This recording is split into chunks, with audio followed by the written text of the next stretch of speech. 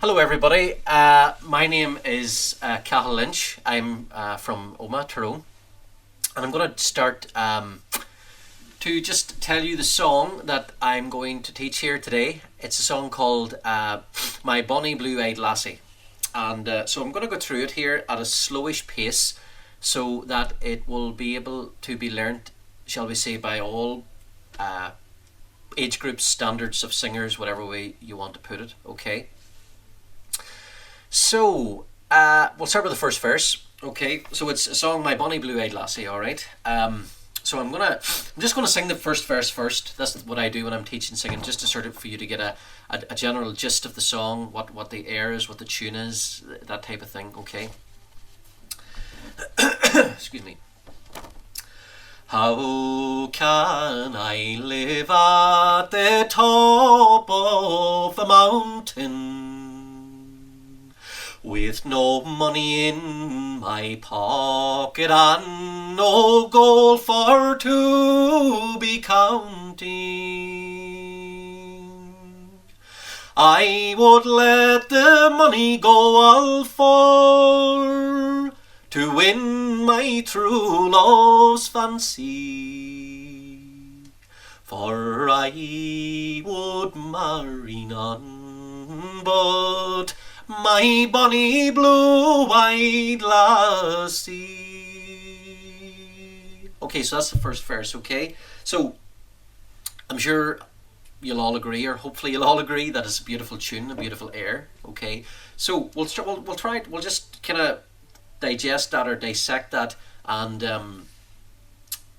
start teaching, or I'll start teaching it, and I'll start singing it slowly. Okay, so we'll try the first couple of lines, okay, and then I'll get into the sort of, so that you get the gist of it, and then we'll go into the certain singing technicality stuff, okay? Right. How can I live at the top of a mountain with no money in my pocket or no gold for to be counting?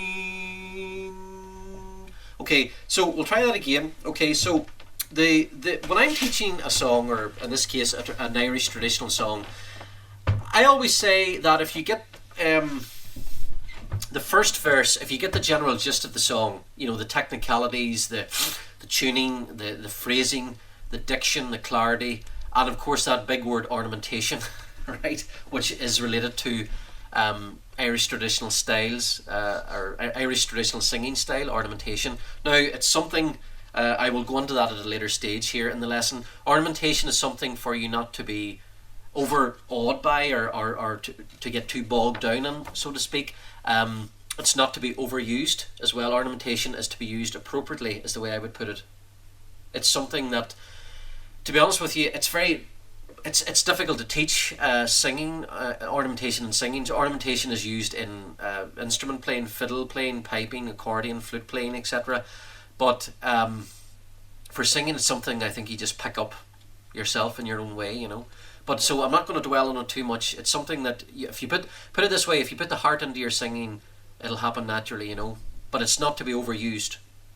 It's to be used appropriately. Okay, so I'm going to sing the first verse again. So, how can I live at the top of a mountain with no money in my pocket or no gold for to be counting? I would let the money go all for to win my true love's fancy, for I would marry none but my bonny blue-eyed lassie. Okay, just a beautiful song. I just love singing this song, you know. And it was actually Siobhan Malloy here that we had a conversation about this earlier on today. and inspired me to teach this song here today. So it's a song that I learned years ago and I haven't sang in a while, and it's just a beautiful song. So the one thing I would say about this song is that it's to not start off too high.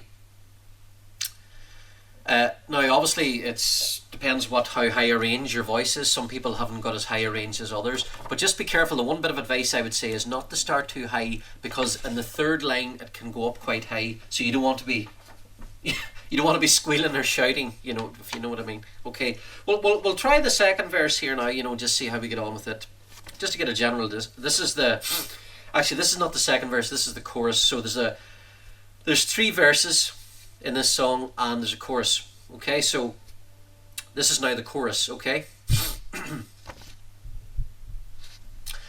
She's my bonny blue-eyed lassie, with an air so sweet and tender, her walk like a float, and her waist so neat and slender, her golden hair in ringlets fair fall down her snow-white shoulder,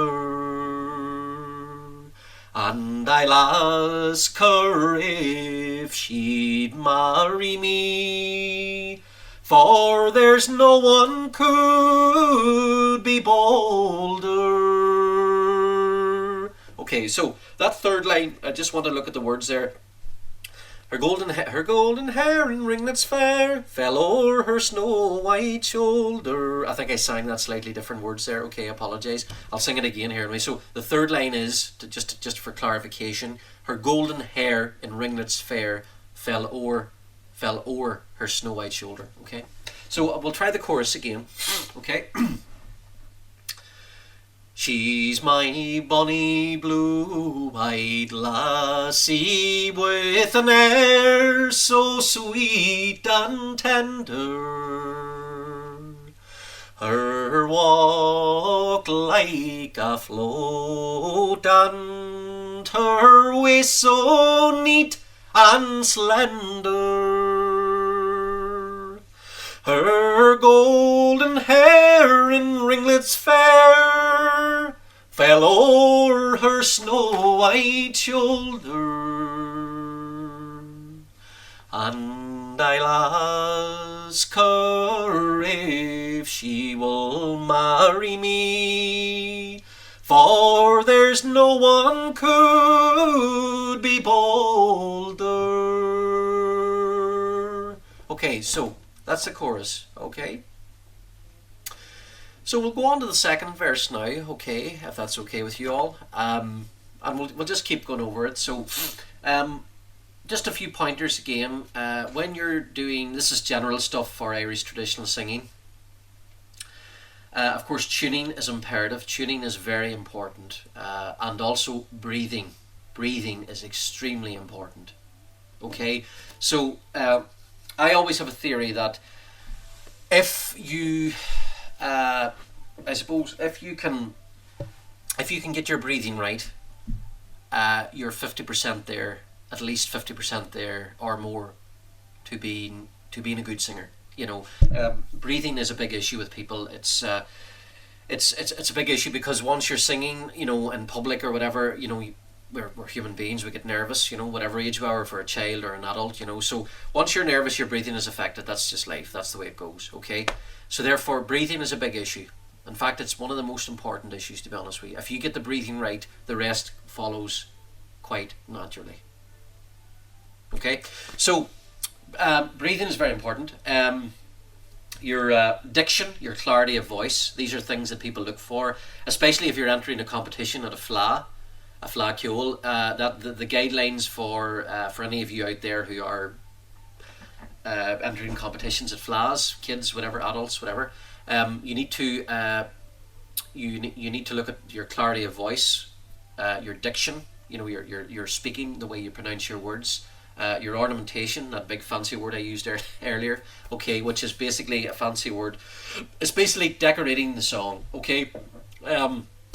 The way I would describe ornamentation, I once heard it described by a singer.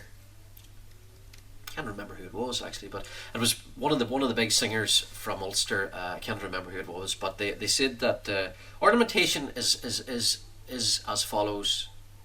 It's like having a painting on the wall. Like you can see the backdrop behind me here of different scenic sort of images there behind me. It's like drawing, for example, a tree and the sun and the grass and maybe a cow in the field, right? But if you add more to that and paint it and work at it and come back to it and go away from it and come back to it, it becomes a piece of art. Like, for example, a Leonardo da Vinci painting or a Vincent van Gogh painting. Okay, so therefore it's basically, in simple terms, without going on about this, ornamentation is adding fancy touches to the song and your singing. That's basically what it is. Okay, I have been teaching singing for nearly 15 years now, and I you know, there is a technical way of teaching ornamentation when you're playing an instrument, as I say, like the fiddle or the flute or the pipes or the accordion. But with singing, it's just something I think you just pick up naturally, and if you want to use it, fair enough, and if you don't, you don't. You know, as I say, it's not something you overuse, as I said there earlier. You know, so this song here, in particular, My Bonnie Blue-Eyed Lassie, is one of them songs. It's as I keep saying, it's an absolutely splendid melody. Okay, but the thing about it is, it does go up very high, so you have to be careful. Of course, that depends on the singer. Some singers have a higher range than others, so you have to just be very careful that you don't push it up too high. You know, you have to just watch, just be careful of that. You know. Okay, so let's go to the second verse and we'll have a wee shot at it. You know. Okay, so Some people say she is very low in station, while other people say she'll be the cause of my ruination. But let them all say what they will, to her I will prove constant still, till the day that I die. She'll be my own lovely lady. Okay, let's try that and break it down a bit, okay? So, we'll take the first couple of lines, okay? We'll just take the first couple of lines. We'll have a wee shot at them, alright? I hope you are all okay, enjoying this, and I hope whoever is watching or listening or whatever, watching and listening, I hope you're enjoying it, as I say, and I hope that it's a song that you would maybe consider learning. I know Siobhan's going to sing it again anyway. Siobhan Malloy, you're out there, and I know you're gonna sing this one again. And I look forward to hearing you singing. I haven't heard her singing in years, you know. So, Siobhan, great singer, great flute player. So we'll go through the second verse again, and I'll try and do it as slowly as I can for you. All right, okay, right. Some people say she. So you go when that word say, you let that flow into the next word of she. Okay. Some you'll have the words of this song, okay, so you can look at the words as well, folks. All right. Some people say she is very low in station, while other people say she'll be the cause of my ruination. But let them all say what they will, to her I will prove constant still, till the day that I die. She'll be my own lovely lady. So we'll try that that again. So I'm just going to try and get into the technical. So at this stage of the lesson, I hope that you've obviously got the gist of the song at this stage. I would hope. So therefore, I want to what do we see? Sort of just to slow it down, keep slowing it down, and sort of look at the ornamentation, look at the phrasing, that type of thing, to see, just to emphasise on that, and what, how would I put it in words? Try and dissect the song. To use a big word again, dissect. Okay, so we'll try that again. All right. Some people say,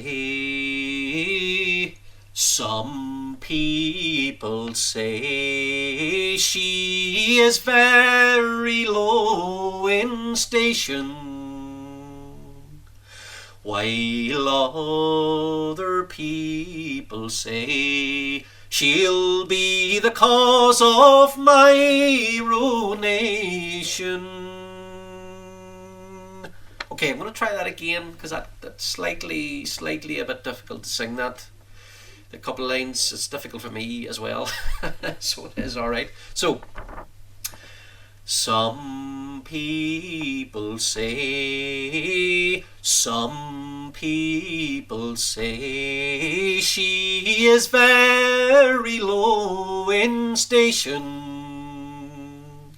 while other people say she'll be the cause of my ruination. Okay, but let them all say what they will, to her I will prove constant still, till the day that I die. She'll be my own lovely lady. Okay, so there's the second verse, you know. So we can look at that there. I'm just looking at the second verse. What else is, you know, to look at? Just looking here at what else could I tell you? Yeah, no, I think that's a bit all covered there with that second verse. I don't think there's really anything more I can add in there, you know. So let me just see here. Okay, let's try the third verse and have a shot at it. Okay, where are we at? Let's see. What could I? Yep. Okay. I'm just trying to think of ideas and different things. That's sorry for stopping here and starting. But I'm just trying to think of ideas of what little tips that I could say to you, etc. as well. Okay. So, lightly, see the way I get it out of touch. That's one thing in singing. Singing has a lot to do with breathing and tuning. Breathing and tuning. Okay, so that is the two major factors. And breathing, tuning, and the right key. Sorry, that's another thing. You know, that is the other big thing. Okay. So this is the third verse. All right. Lightly swims the swan o'er the dark waters of Youghal, and sweetly sings the nightingale, so happy to behold her. The winds do blow, the moorcocks crow, the moon it shines so deeply, but deeper by far is my love for my own lady. Okay, I'm going to try that verse again. Okay, I think at this stage each verse is sort of similar, so I've kind of went through the technicalities and a lot there. So it's sort of you've got the general idea, okay. And once I finish this third verse, I'm going to sing the whole song through, okay, so that you have me singing the song. You know, we've pieced it together today, so then I'm going to sing the whole song through, so you have the whole thing, okay. So I'll sing the third verse again. All right. Okay. Right. Let's go. Excuse me. Excuse me. Lightly swims the swan o'er the dark waters of Youghal, and sweetly sings the nightingale, so happy to behold her.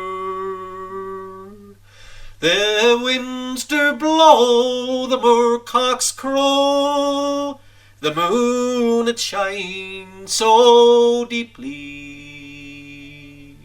but deeper by far is my love for my old lady. Okay, so there's kind of a general gist there, okay, off the song. It's a beautiful song. It's one of my favourite songs, and I'm actually glad, as I said there a while back there in the conversation, that Siobhan Malloy mentioned this song today to me, because it holds a very this song holds a very special place to me. It holds a very special place within me, shall we say, for without going on about it. It's a song that I learned at a time in my life that I really, it just brings back great memories, and great crack and great nights and sessions and flaws and festivals, and I just can remember who I got this song off, and where I sang it in various places, and all the rest. So I'm gonna sing it. I'm gonna sing it all through for you now, okay? So you have the whole song in full, all right? So, my bonny blue-eyed lassie.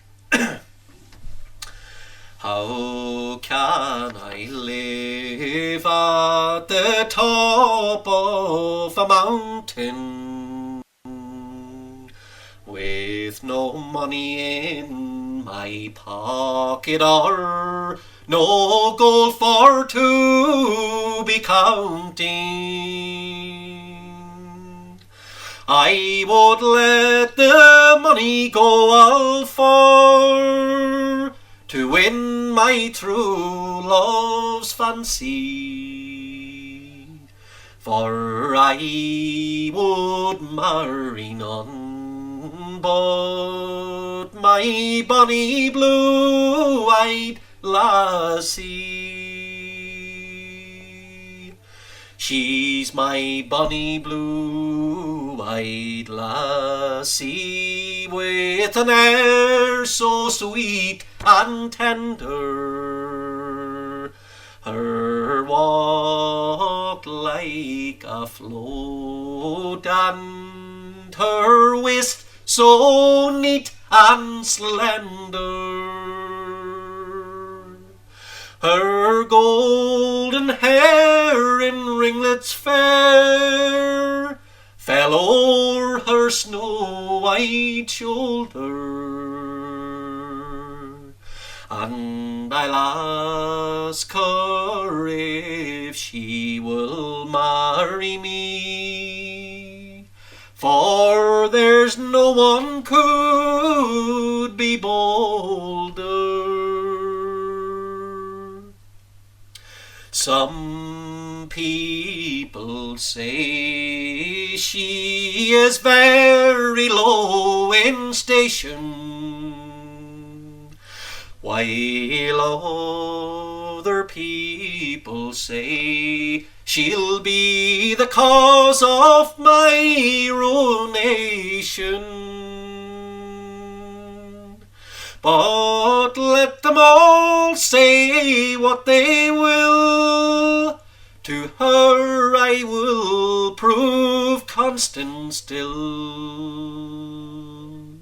till the day that I die. She'll be my own lovely lady. Lightly swims the swan o'er the dark waters of Youghal, and sweetly sweetly sings the nightingale, so happy to behold her.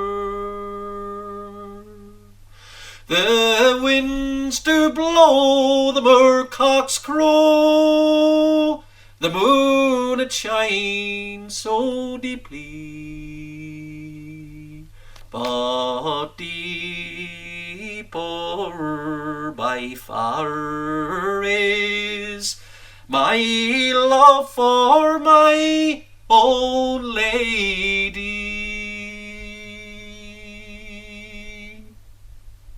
So, there you have it, my bonny blue-eyed lassie. So, well, I suppose we'll finish there, everyone, and it's just beautiful to sing that song again, you know. And as I said there, I hope that you, or some of you, or all of you, decide to learn it and sing it.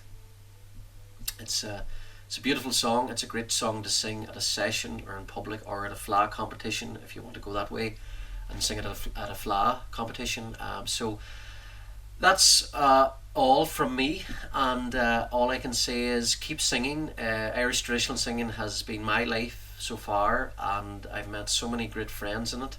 And I suppose this isn't this bit isn't part of the lesson, but I just want, when I've got a platform of people watching this, I just want to say that keep at it, stick at it, get people more involved in Irish singing, Irish traditional singing. It becomes a way of life and a great fun, great time, and you meet some great friends, and it becomes a way of life for you. So keep singing and enjoy it. Always enjoy it.